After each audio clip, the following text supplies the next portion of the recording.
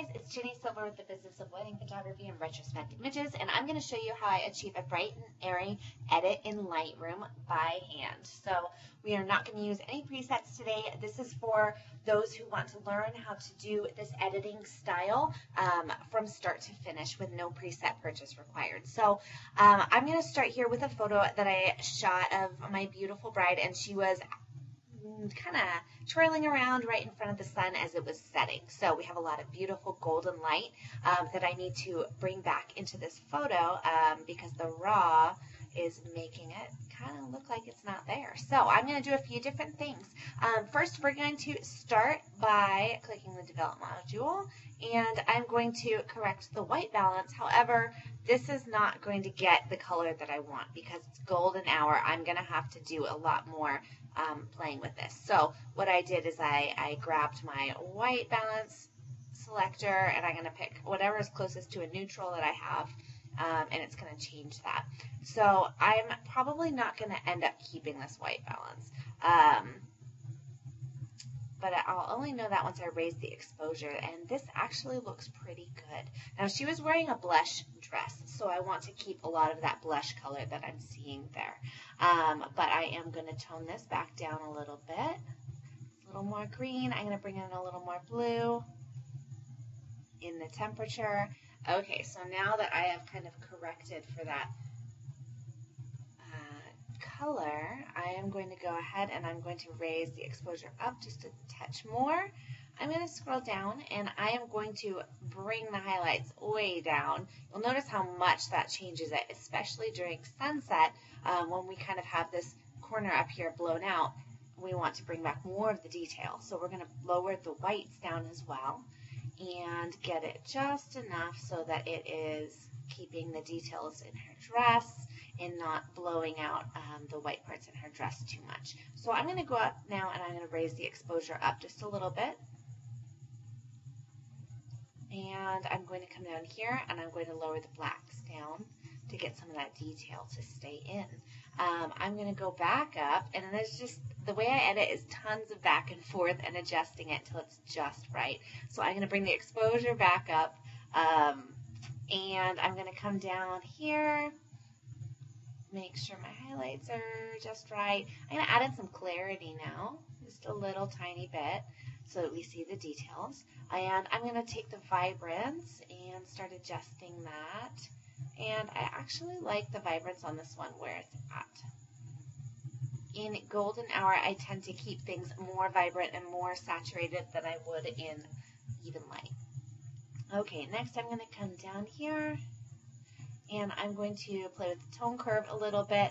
I'm going to bring the darks down just a touch.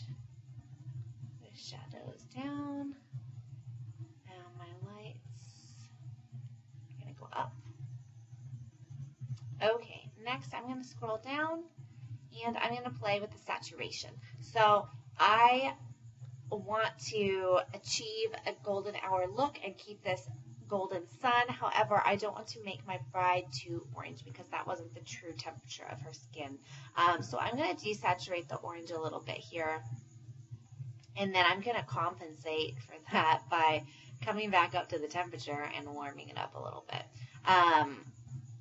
Scroll back down, and I'm going to remove a little bit of the reds. Zoom out, and then I'm going to play with the yellows. Now, if I have too much yellow, you'll notice that I get that really green look to the grass. I like to have my grass a little desaturated, so I'm going to pull it down just a little bit. Okay, next I'm going to play with the hues. So I'm going to take the red hue, and I'm going to turn it a little bit orange. The reason I'm doing that is because I want to achieve a more natural skin tone on her. Now, she had beautiful tan skin, but we are still seeing a lot of magenta there. So I'm going to go into saturation,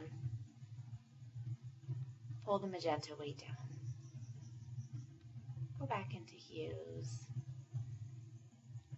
and make it just a little more orange. The magenta we're going to make more purple, and the green in my grass I like to have a little more on the blue side to give it kind of that Fuji 400H film look to the colors. Okay, next I'm going to go into luminance, zoom back in on her skin. As you start moving these sliders around, you'll see exactly how it affects the details and how it looks. And it's going to be very different for every photo that I do.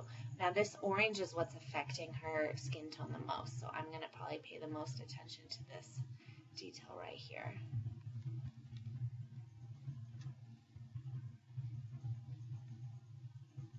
And play with the yellows a little bit.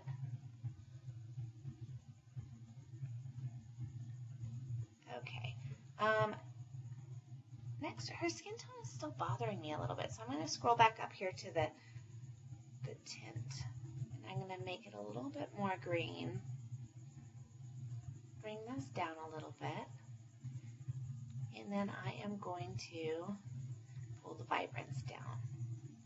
Okay, much better. All right, scrolling down, I am going to go into sharpening, and I'm happy with that amount of sharpening. I'm next going to go down into lens correction, and I'm going to click Enable Profile Corrections and make sure that's set to my camera type, which is Canon. Okay, and then I'm going to take a look and see if I want any vignette added in, and I'm going to do a little bit around the edges just for definition. Next, I'm going to add in some grain, just because I feel like I like having that kind of looks like film touch to it. So I'm going to start playing with this grain. I'm going to increase the size. I always like to do a large grain and look at the roughness. And I'm going to bring the roughness down, but the size up so that it's a big soft grain. Okay, next I'm going to play with the shadows. So I'm going to go down here and I'm going to just look at the tint and the shadows, and you can see how that really affects it. Okay, so starting off the midpoint where it was, I'm going to just tint the shadows a tiny, tiny bit towards green.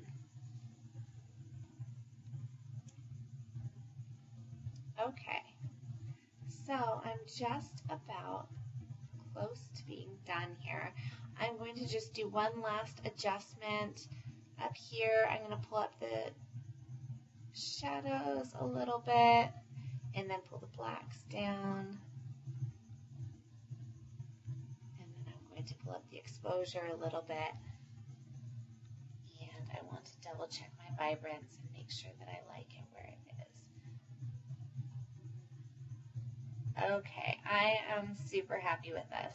All right, so there you have it, a bright and airy edit, all done by hand with no preset in golden hour light.